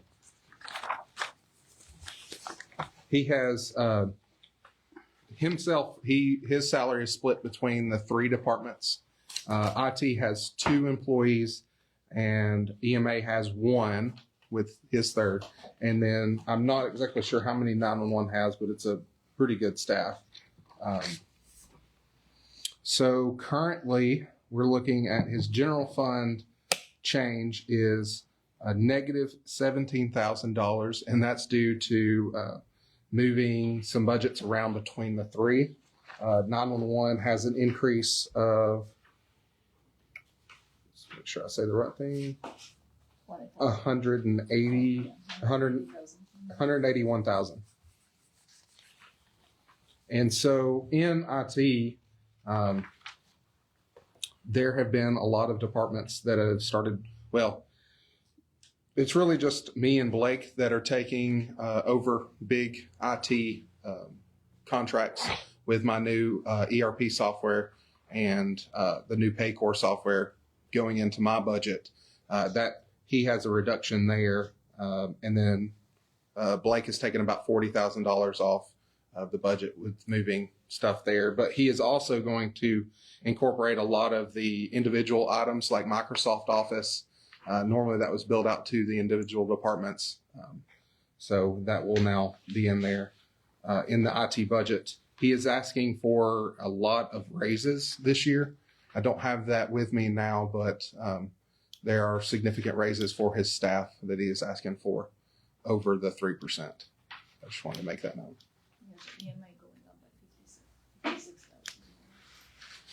The staff at all 3. So IT, EMA, which is Eric, and 911, and Curtis himself. How much over the 3%? Is significant. Now, I think Curtis was very significant on his. his head people, Jackie and Eric, theirs were pretty. Can you pull that up? I have it's in the Google Drive yet.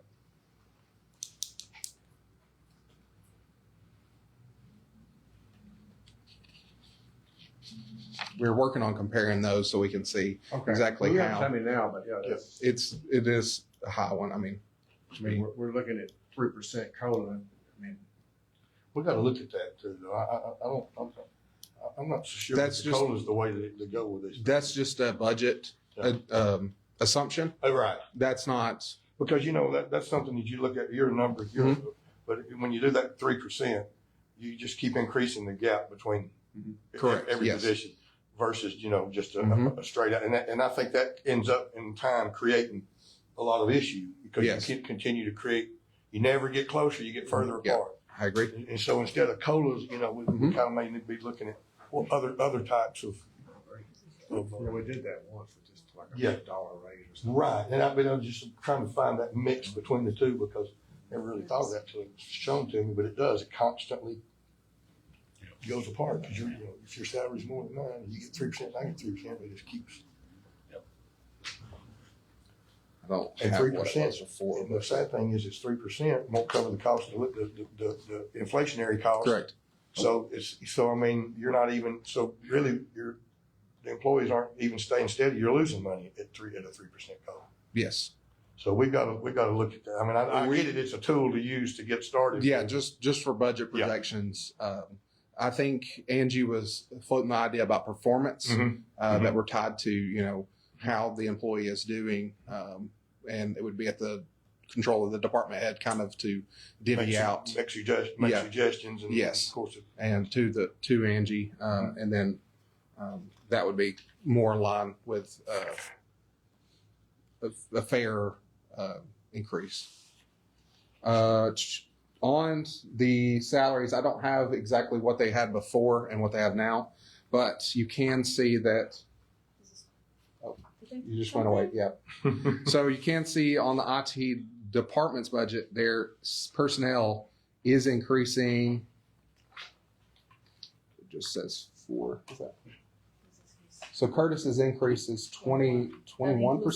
That includes his. Yeah, that's Okay. with the COLA. Yeah. So Curtis's is about 21% currently, just on himself. Personnel entirely for the IT is 4%. Personnel for EMA is 42%, which I believe in 911 is at 5%. So I think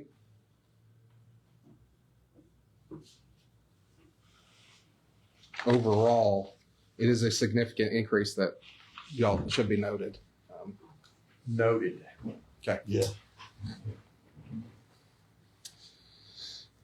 And with an overall increase of 160,000 between budgets. 21%. Okay. Because 21%. yeah, his request was due to him managing 3 departments. Yeah, moving into that other role, I get it. Kind of when we split when EMA came out from under the fire, Yeah. and then he took on the other department. Yes. So, yeah, I got you.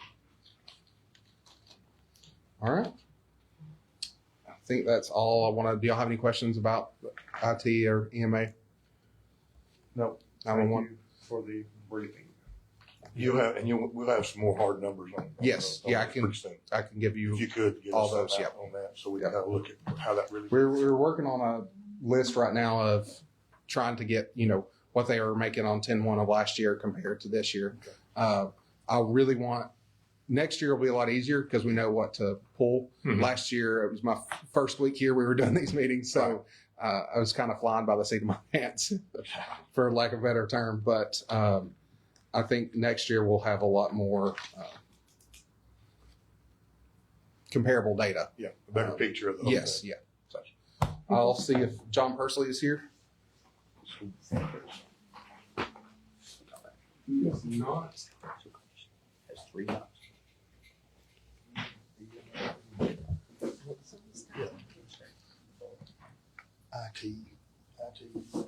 Would we be better served with someone not having that many jobs? Yeah, we can talk about Mountain Cove if you want. Yes, let's do that.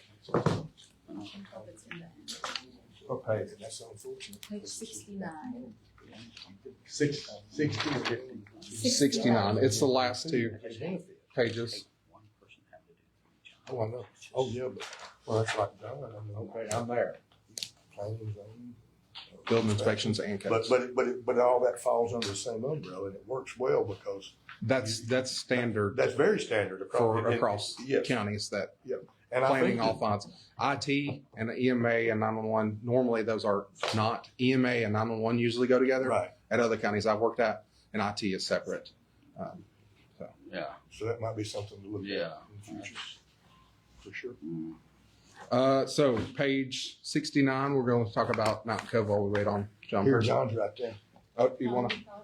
He's right. He's standing there. I mean, I didn't know if you want to go ahead and Oh, yeah, let's get him. get him in. Hey, we're about to start a different one, or do you want to come in? You want to wait? Is it? 10 minutes. I won't be very long. Good morning.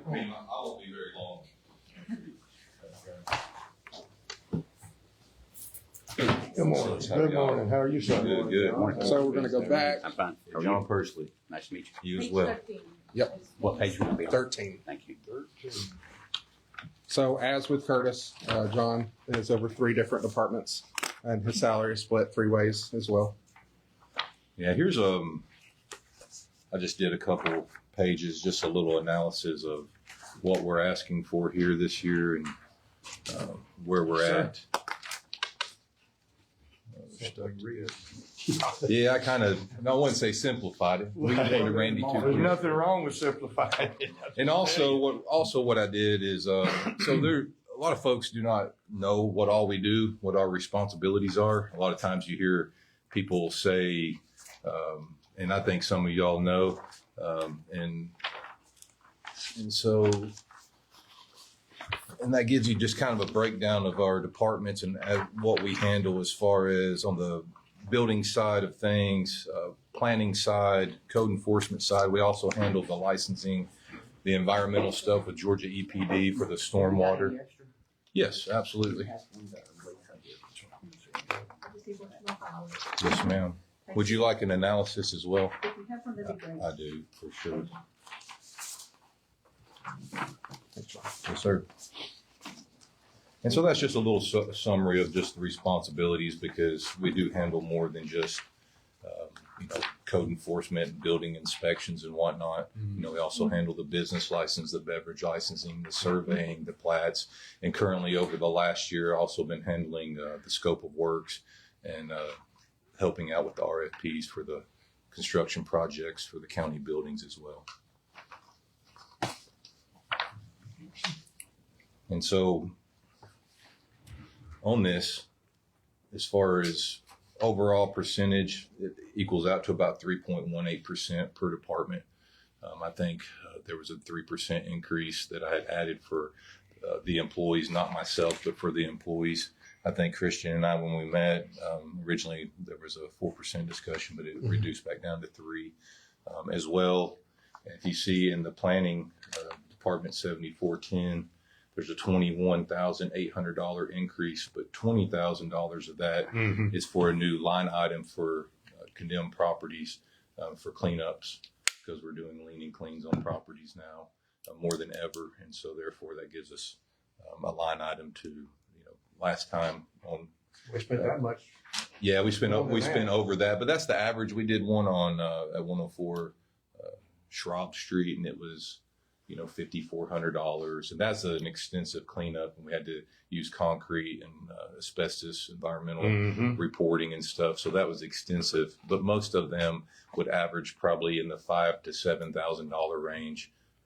So that'll give you, that 20,000 will give you a start, and if you have a good year and you're really making some progress, you may need to siphon a little more in if you're if it's slower go, which as we know, you never know how those things are going to go. So the lean cleans, it just takes a little. Yeah, and Christian and I met. That's a great starting point to allow us those opportunities, and as well P52s as we work with. They're on track now for about 13 so far this year, 3 last week, and so we have several. We have one on 341 that we're hitting hard and heavy, as you know, and so that's going to probably take us stepping in if they do not get into compliance within the next few months as promised. But next year we might evaluate that and then have to bump that number up a bit. It just depends on what our workload looks like. We do have a tremendous assistance with P52s helping us, which You guys familiar with the P52? No. All right, so P52 program is a volunteer program.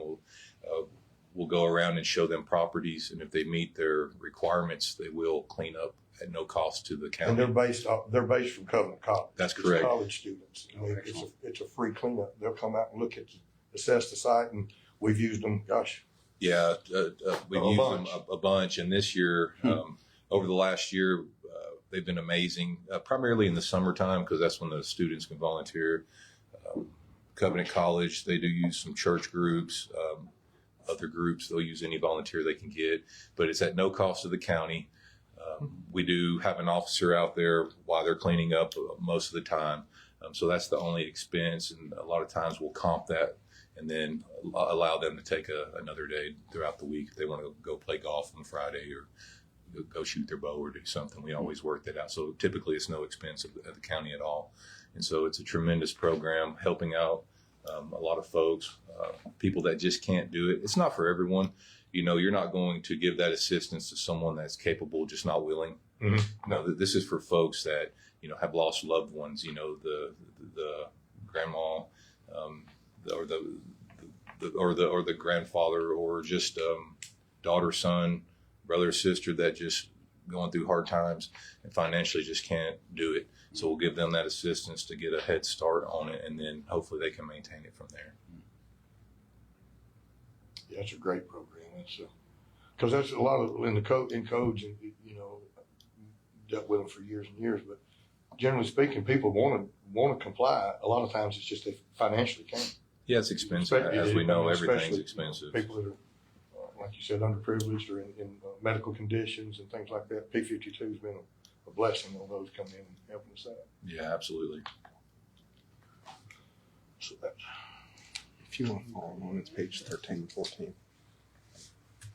I had it on my last ones. So overall, it's a 13% increase for all 3 departments. Is that? Yeah, 12.73, yes, sir, for all 3 departments. And so we handle stormwater as well, but stormwater is not a standalone department. It's encompassed in planning department. And same thing with, I would say, the building projects currently. That's just something I handle, and it's not a separate line item. It's just something I do. And so, I don't know if you want to mention this in your codes enforcement. Don't you have another position, the mandated officer? yeah, that's correct. So it shows, I believe it's a $66,000 increase overall in code enforcement.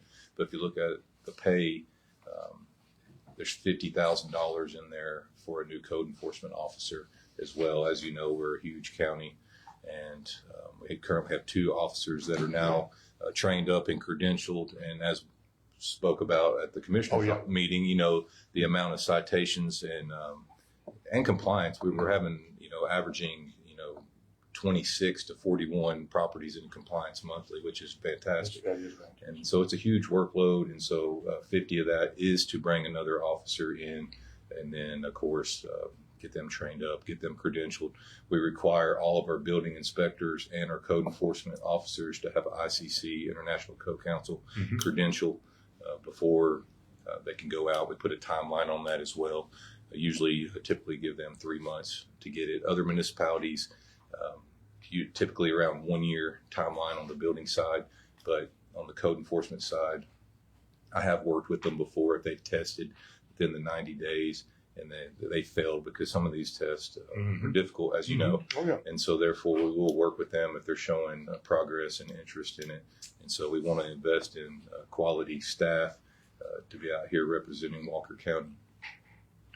Well, I would add too, just as we went over in the last meeting, but, animal control and code enforcement is what, it goes to magistrate pretty much. I mean, that's what we send. And the code enforcement with two officers, and with the increase that we've shown, the hustling that they've shown, almost, the cases that we're putting in, increasing another officer. I foresee as a code enforcement guy I could see, in my mind, I'd like to see one per district almost, like 4 code enforcement officers and let them specialize in their areas, and working under. But I can definitely see the need is there. It's just, can we do it? Yeah, absolutely. And just like you just said, I do think in the future we'll try to increase that number of code enforcement officers to 4. But the goal is to bring one in at a time, get them trained up, get them efficient, instead of just bringing 4 in and then having it somewhat of a zoo. To bring one in at a time, get them efficient, get them trained up, get them certified, get them capable of being independent, and then bring an additional staff member on to keep progressing. Yes, sir. But I do think it's important in this line of work. It would be difficult to really be efficient and get them to where they need to be to bring in multiple employees at one time. I think that'd be a tall task, where I think one at a time. And then this time next year, hopefully we have one trained up. We're asking for an additional code enforcement officer, because there is a need for that. Out there, There's a need in specializing in blighted structures, a need in specializing in just the cleanup efforts and things of that nature. But as you bring them in and let them learn the basics, and then you can see what they thrive in and what they excel in those departments, and then start moving them into that. That's the goal anyways. Sometimes it works, sometimes it don't. Is their primary tool, one of their primary tools, still like your property maintenance ordinance? Do you use that quite a bit in your code enforcement side? Yeah, we use now we're on the 21 cycle. Yes, sir. So that's correct. So they'll get certified in the IPMC, International Property Maintenance Code. But we also have our specific county ordinance as well that they must follow. So learning and integrating both of them into that. But we usually adopt the IPMC. Now we're on the 21 code cycle of the IPMC. So we really work off of that more because the county has adopted that. Now we do have a few ordinance that stand alone. That's correct. So you do within this budget, do the inspections for all of Walton County and the city of Chickamauga? Yes, sir. And electrical in Lafayette only? Yes, that's correct. So we will help the city of Lafayette out as well on inspections for reconnects. Do you do all their electrical inspections in Lafayette? Not all of their building inspections, no, sir. Primarily electrical reconnects. Electrical reconnects. If they have reconnects in the area, we help them. Now, they have hired an inspector probably a year and a half ago, 2 years ago now. And so he's picking up a lot of that, but we still assist in certain electrical reconnects. Okay. Can I ask you a question? Do we charge Lafayette for doing that? Yes, and we charge the city of Chickamauga as well. Okay. We do. And so they cover the inspection cost, and that's all we charge them. We don't upcharge Gotcha. neighboring municipalities. And by inspection cost, what do you mean? What falls in that? Like the hour employee works? No, just the building inspection. So each building inspection is different. So we value our inspection process off the square footage for permitting. And then you have to pay for additional inspections. It's $80 per inspection and $100 for a certification of occupancy, which is the final walkthrough. Gotcha. Just because there's paperwork and there's office staff work that's involved in that after that inspection is done. I see. Okay. So it's $80 per inspection. And so we do not upcharge in local municipalities. We just work with them to accommodate with them. Sounds good. Thank you. But our departments typically, as you know, we're always in the black at the end of the year due to the licensing and stuff that we handle. So typically we always make more than our expense. We cover our overhead each year. A lot of times, depending, we do receive a tremendous amount of income when the beverage licenses are due. That's a big cost. And we process currently roughly around 1,200 business licenses per year, as well as averaging probably 40 to 55 plats as far as variances, rezones per year. We do review all the plats and subdivisions as well, all the land disturbance permits. I mean, you got 2 inspectors other than you, building I inspectors. have 2 building inspectors, And 2 code and then guys. 2 code enforcement And guys. we're covering all that, doing a really good job with it. And then the 2 ladies in the office that do a tremendous job Oh, as yeah, well. they I mean, they do know, an they're the amazing backbone. job. They do a fantastic sure. job keeping up with as much as comes in, as not to mention the complaints. Oh. You know, so we're in very our departments are very controversial. You know, per se. You know, we receive a tremendous amount of complaints, or just people in. Understandably, you know, someone has a neighboring property that needs addressed, so they call. So they take that as well. So the ladies in the office do a fantastic job just handling that, and also the scheduling. Now the guys result all of their own inspections now. It used to be different when I first come. Now they result all their own inspections, put their internal notes, their pictures. We've changed some technology and whatnot. We are switching to iWorks as far as the business license part as well, so that's going to be great because we were very fluent in iWorks, so that's going to speed up the process. So we've made some strides to try to increase efficiency over the last few years, and I think, you know, we're averaging 4,000 building inspections a year, around 3,000 field inspections on code enforcement. So that workload with the small staff, you know, we run a pretty lean staff, but these guys produce every day. You know, they're doing a fantastic job. Averaging around 350 inspections per month, roughly, between the 2 guys. And I think 1,700 inspections per person. Yes, sir. That's happening. That's what I said. We're getting the production, and we need to just support it. Well, no, that really is fantastic staff. I couldn't be more proud to be involved and be part of the group I'm with. Hart and I had this conversation recently, and just a fantastic group of people, and they all contribute to this. It's definitely not just me. Even Jack Wallace was that. Hey, old Jack. I told him the other day. Brian called bragging on Jack, Yeah. you know, and he was tickled to death, man. Yeah. Jack and Brandon and Adam and Roberto, Yep. they're doing a fantastic job, and man, it's just it's great to see it every day. And like I say, I'm very proud and blessed to be part of a tremendous group, and it's really great. Okay, looks good. Thank you, John. Appreciate Awesome. it. Thank you. That was painless. Awesome. Any questions from anyone? Mr. Pittman? I know you said you finish every year in the black, that'd be like it. Well, every department can't do that. But, Well, yeah. I mean, we're not enterprise, we're general funds, of course, so we typically don't make money per se, but we always do cover our expense. And like I say, man, I didn't mean to just boast about the crew, but man, it's the girls in the office, man, they handle a tremendous amount of calls every day and complaints.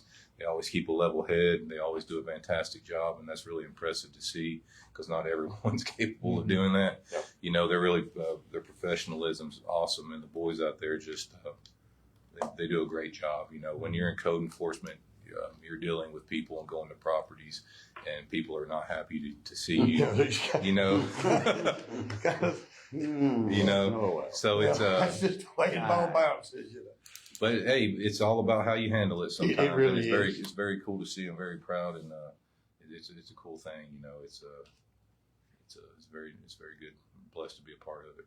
Well, I hear a lot of, like I said, there's a lot of good chat about what the people are saying in the cleanups, you know, in the code work that's going on. Like I said, it's just an ongoing thing. You know, you get one cleaned up, and there'll be another one that's going to be on the list behind it. So it's a perpetual. You know, it's never. Yeah, it's always a revolving door of that, and I'm very happy that Sheila spoke about it the other day as well, because it just reinforces the numbers. Because some days I think the community does not realize what these guys are doing out here, and so far this year we're roughly a little under 400 citations, and we're halfway through the year, and so that shows that we are out there. And I know the guys in the building world doing the building inspections, and myself, you know, I still pick up the slack if someone's out and whatnot, or if we're just overloaded, or these bigger projects. You know, we have some pretty big projects. Work with Carlin on these developments every day, and so the guys handle and take care of business, and that allows me to do my job every day. So I'm very blessed for that. All right. You have anything, question? Well, thank y'all for your help too, for everything. Thank you, John. Appreciate your good work. Thank y'all. Great to meet you. Nice to meet you. Pittman, good to see you, sir. 30 minutes before we Yeah. go to Mountain Coffee. Yeah, we can go to Mountain Cove. So again, page 69 and 70. There we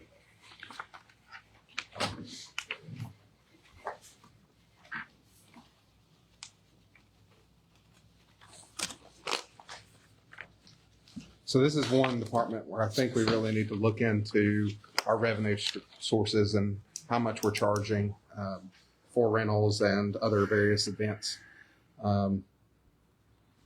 Currently, let's look at.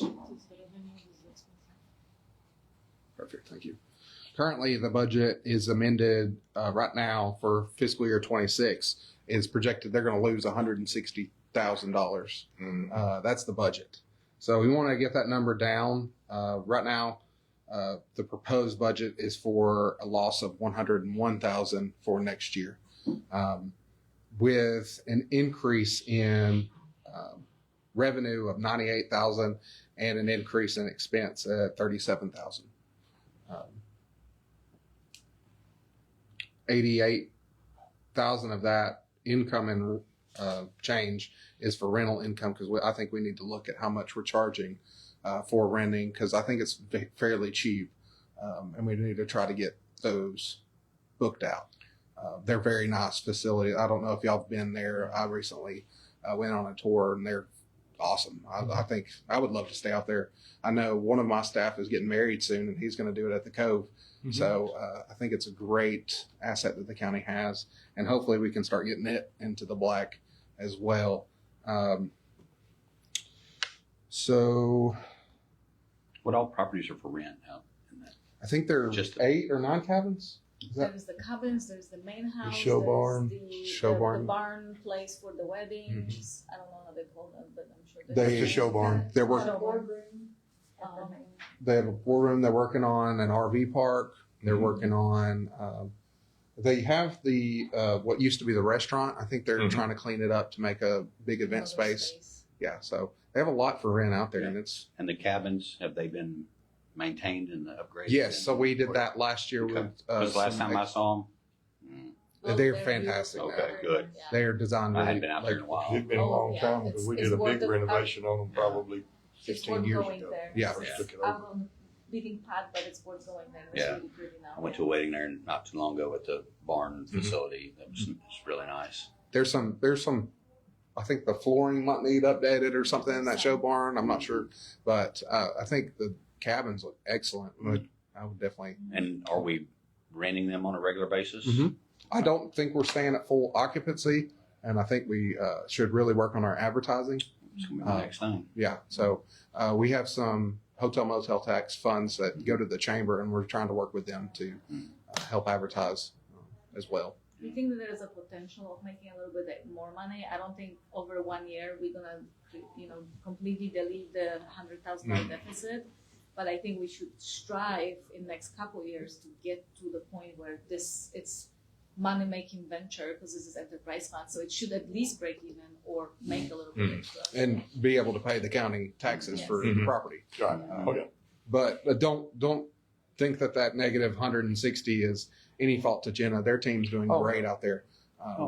So I really want to credit them, because they're doing a great job helping remodel and decorate and stuff. It's pretty nice. And being in the historic area there, their hands are kind of tied on what they can do, So the county has owned this property for, do you know how long? I do not. Mark? Gosh, let's see. It's been ever been 15 years. Yeah. I'm just going After back. we moved here. Was it? Because it's been ever been 15. 16, 17 years or so. Probably. So I've been on the board for 6 years. 2008. Thank you. Yeah. Yeah. A 18 couple years after we moved here. And we were close, right? Yeah. It's never even broke even. Right. We need to change that. We need to look at it. It's I don't know till I start analyzing of what's going on in there and kind of see the trends and talking to Jenna and try to get the like operational information to kind of see what's going really on there. It's gonna have to take an extensive analysis to try to dig into like how many people. I don't know what information she's tracking on a daily basis to be able to see, but I think if we have to make attempt or at least identifying to what the issues are and then try to address those. Is it that people not showing up, not coming in? Our fees are too low for what we have in there. So it's gonna take some time, but I think we need to tackle it. It's one of the problematic children that we need to kind of start seeing. And now I think that finally the finance department, I think we can put our brains together and try to dig in it and get it to at least understand what the issues are and why it's losing money. I don't know if we're going to be able to fix the problem because I can make people show up or come. We can advertise to that, and if somebody doesn't want to come, there's nothing we can do. But at least we will know what the issues are. I think right now we don't even know exactly where the problem is. I'd start with looking at what the utilities cost and what we're keeping running. The utilities are always a major on 24-hour structure or climate controlled buildings and things like that. Yeah, that's one of the problems. I do think that advertising needs to be happening for people because it's really beautiful in there. And, I think the RV park, if they want to really do it, it's a lot of people are outdoorsy here, so I think that can make some money to accommodate, to bring some revenue, and some other facilities maybe are not rented as often, to kind of break it to be more balanced and see what is there. But it's gonna take time to analyze, to see what data she actually has to be able to pinpoint the real issues. So we're projecting about 45 to 50,000 in utility expense.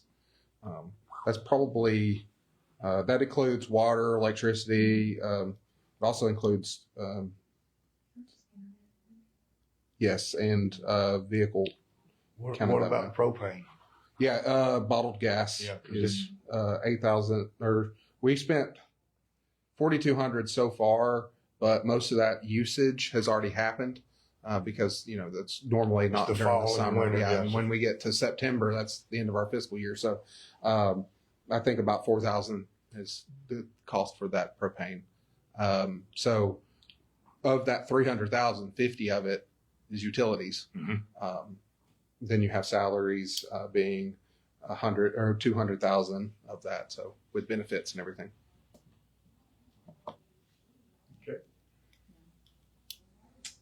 Yeah, we ought to be at least breaking even with this property. Oh yeah, and especially since there's been now. To be honest, honesty is my goal number one in life. Okay, to be honest, government should not be in business of this because we don't have expertise in business of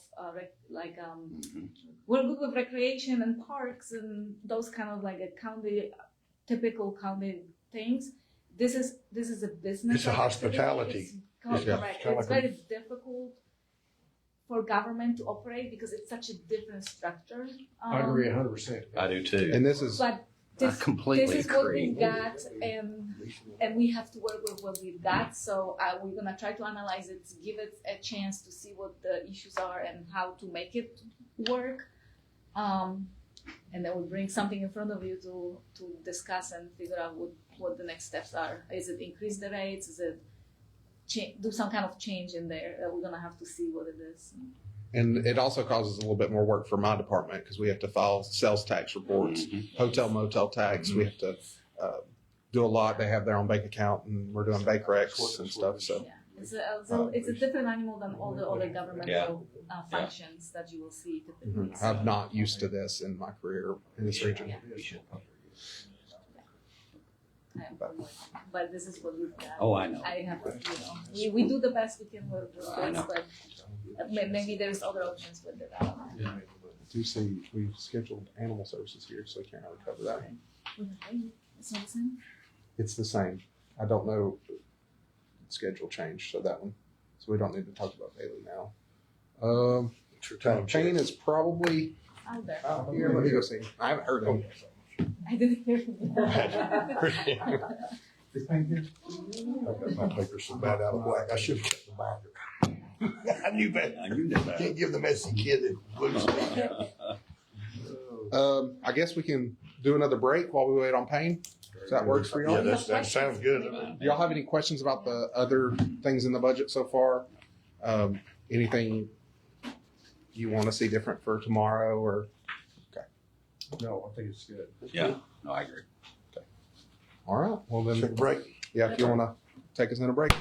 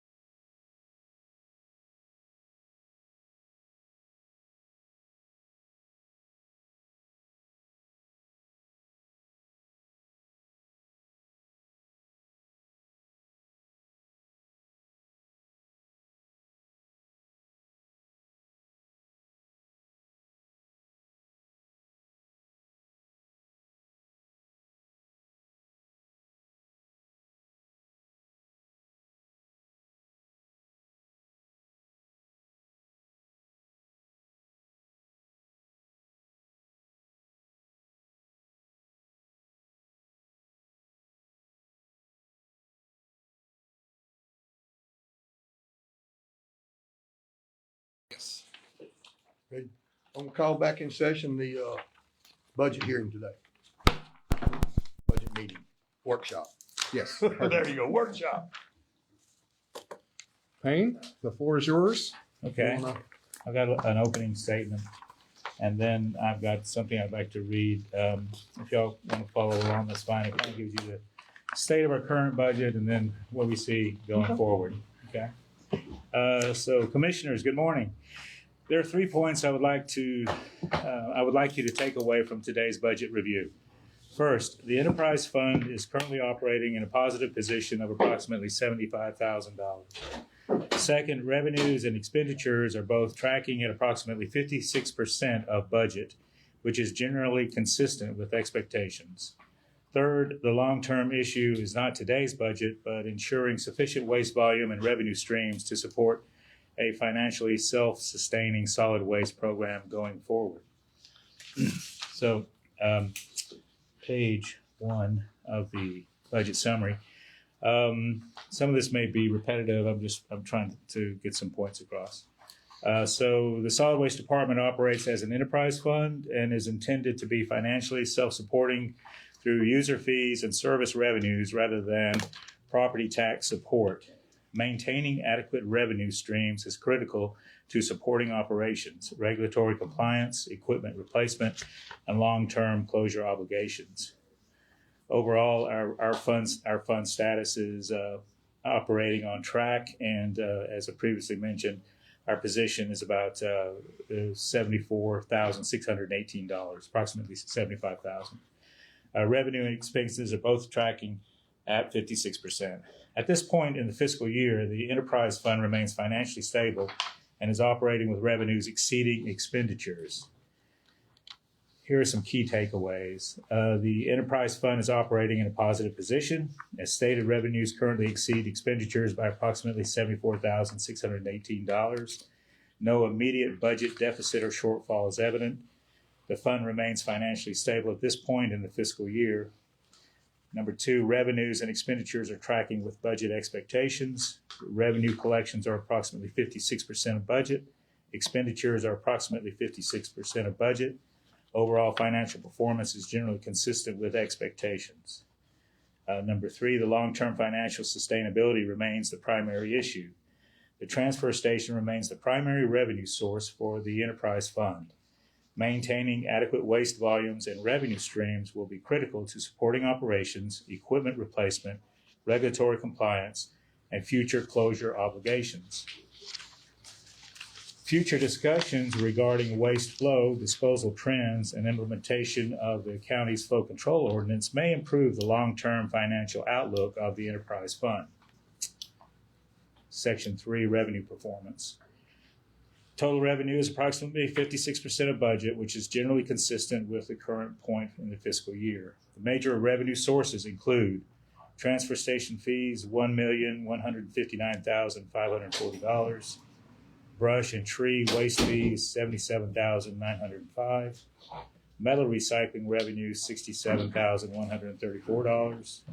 And fuel chip revenue at $37,208. Can I interrupt? What is fuel chip revenue? Okay, so every year we take in brush, trees, stumps, that sort of thing. We, one time a year, we grind that material up into mulch and small pieces. And then we sell that to, we have a contract with the Smurfit Westrock facility in Stevenson, Alabama, and we truck loads to them during the week and sell them on a per ton basis. And as stated, the transfer station remains the primary revenue driver for the enterprise fund. Now we'll get into section 4, expenses. Total expenses are also 56% of budget, indicating expenditures are generally tracking with the adopted budget. Here are some areas to monitor. Personnel-related accounts, including retirement contributions and overtime. We're actually exceeding our projections on those two. Repair and maintenance expenses. With our equipment, it takes a lot of work to get things going and operating. and operating for a long time, and we don't know when something's going to happen where we'll have to repair it. So that's a difficult projection. Closure and post-closure cost allocations, those vary from year to year, but we do have that in the budget, and we plan on using some of that this year. Okay. A comparison to last year, the prior fiscal year reflected approximately $2.6 million in revenue and $2.71 million in expenditures. Things that pushed that over were the retirement contribution and post-closure and perhaps depreciation. Yes. Okay. And on the retirement thing, since you are a business type activity and the depreciation, that's calculated differently than the governmental funds. So we have to expense that yearly. And we opened the pension back up, so that liability had to be put on there. And so that created more expense for the landfill for those things. And I'm also working on cleaning up the asset list, making sure that's a little bit more accurate for depreciation. So next year would probably be a better estimation on what that cost will be, but it's about $80,000 annually. So that's kind of a not normal governmental expense that's pushing this over. The current revenues are tracking somewhat below last year's pace. However, expenditures are also being controlled, resulting in a positive operating position. Now, Section 6, fiscal year 2027 proposed budget. The proposed fiscal year 2027 Solid Waste Enterprise Fund budget is approximately $2.45 million compared to fiscal year 2026 adopted budget of $2.47 million. Overall, the proposed budget reflects a continuation of current operations and maintains a conservative approach to budgeting while supporting the department's regulatory, environmental, and operational responsibilities. Key assumptions incorporated into the proposed budget include revenue projections based on recent waste disposal volumes and historical operating trends, continued maintenance and preservation of critical infrastructure, equipment and facilities necessary to support regulatory compliance, operational efficiency, and long-term service delivery, funding for environmental compliance activities, groundwater monitoring, permit requirements, and other regulatory observations and obligations, funding for equipment maintenance, facility operations, and essential personnel. Last bullet, continued emphasis on maintaining a financially self-supporting operation without reliance on county property tax revenues. The proposed fiscal year 2027 budget is approximately $22,617 lower than the fiscal year 2026 adopted budget, representing less than a 1% difference. As a result, the proposed budget should be viewed primarily as a continuation budget designed to maintain current service levels while preserving the financial stability of the enterprise fund. A key takeaway here is, as with the fiscal year 2026, the long-term financial performance of the enterprise fund will depend on maintaining adequate waste volumes and revenue streams necessary to support ongoing operations, infrastructure maintenance, regulatory compliance, and any future obligations.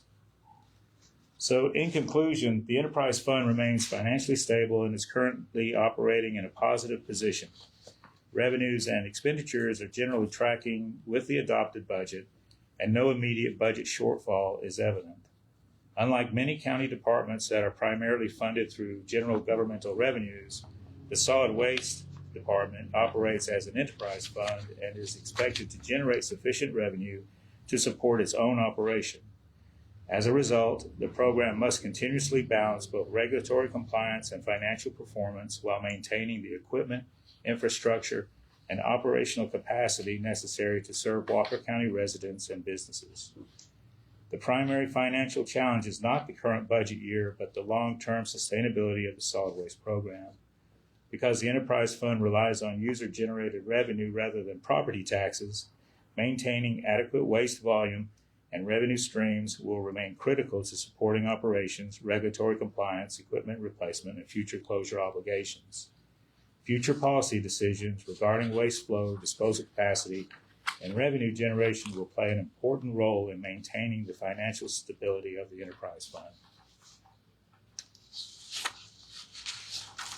So I guess that kind of Covers it all. perhaps. So I do want to add one thing that's not on here, the Coates project. Do you mind to talk about that? Because that is coming out of the general fund. Okay, The Coates cleanup. sure, I'll be glad to. The Coates facility is a county-owned property in Rossville. There are some environmental compliance issues that we are addressing and have addressed. We're working with the state of Georgia EPD to resolve them. They're pleased with our work.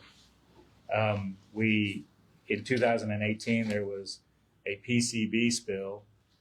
Some people broke into the facility, opened up some transformers and spilled oil.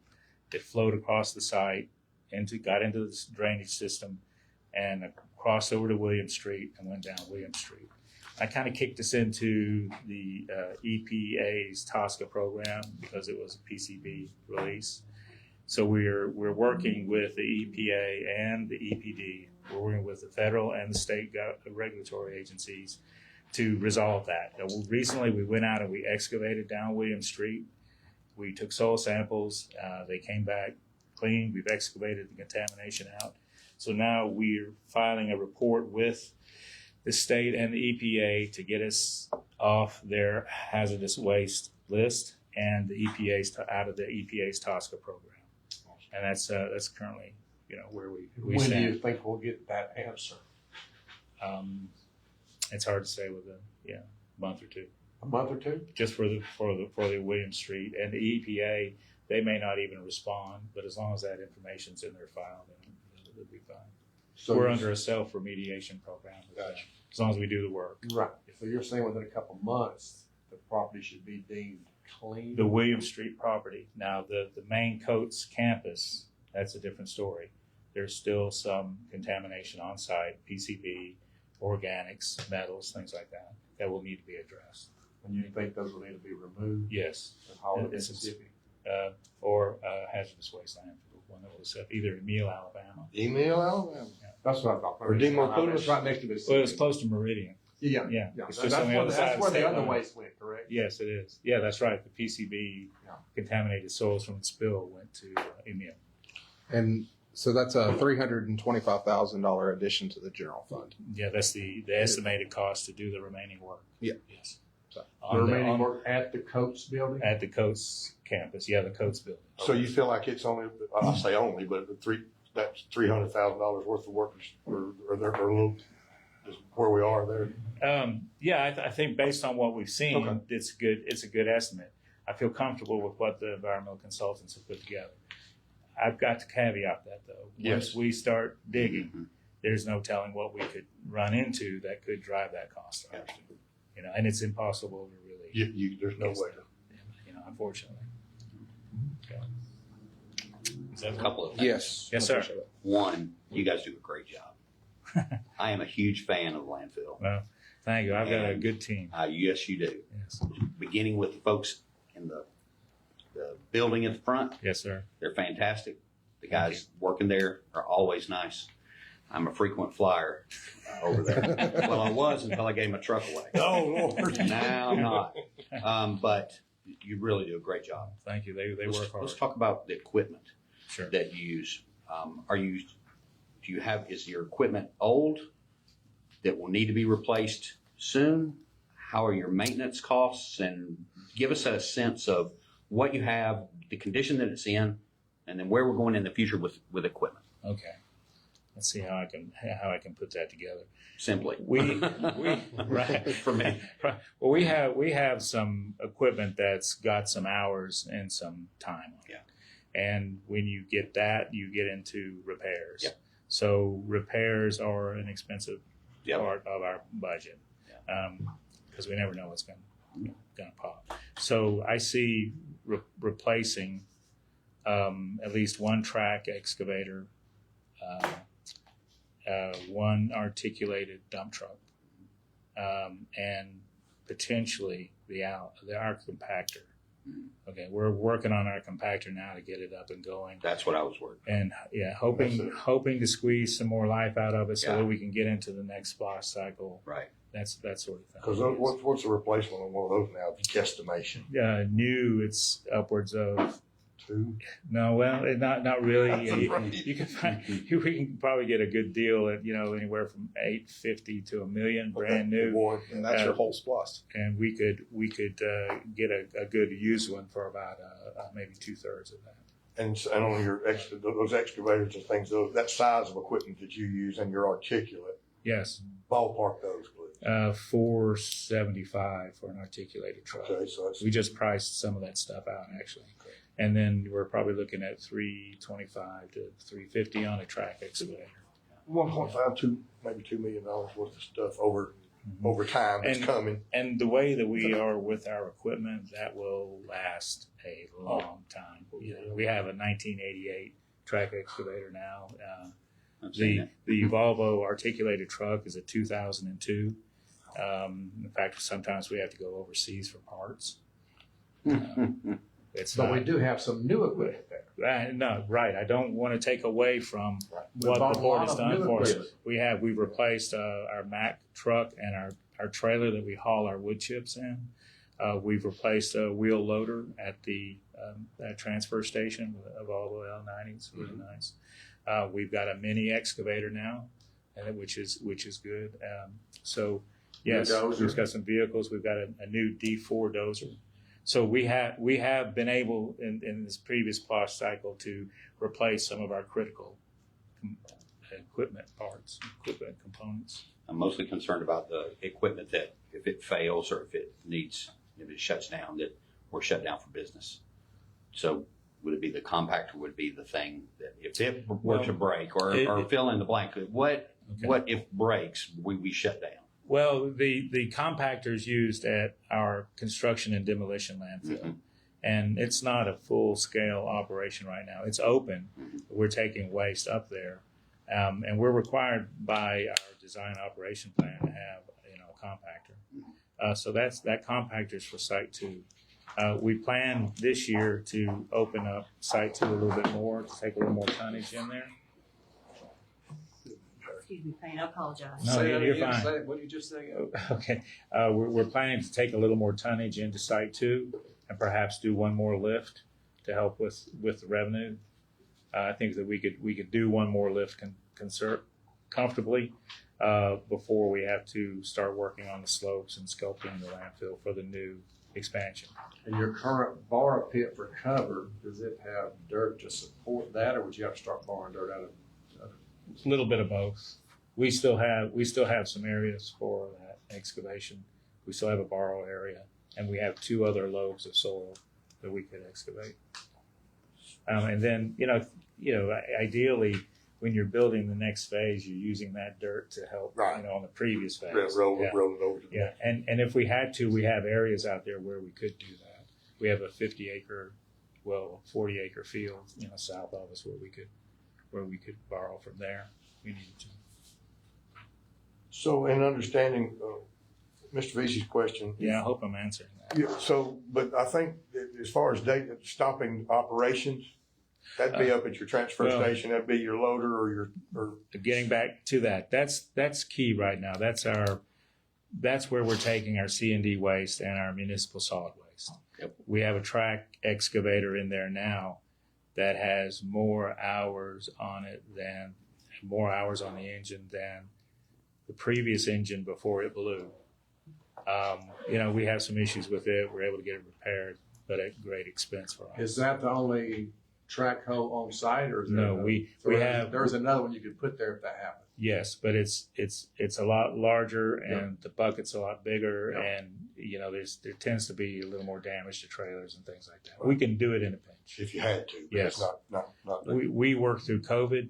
We've worked through recession. We've worked through bad weather. It'd have to be catastrophic, I guess, to shut down for nothing. Payne said, "There's not." I've even begged Mark to close. He's like, "No way." That one time he did. I said, "No." So they do a great job. they do a great job. And, That's and good. I commend your folks that are there. Thank you. I talk to them every time I'm there, Yes. and they're always super personal and nice, and never had an issue, not one. They want to help, they want to serve, they want to do a good job. I appreciate it. Well- Any other? Nope, your budget's decreasing. I'd like to see that. That's And it. then Christian steps in and tells you that.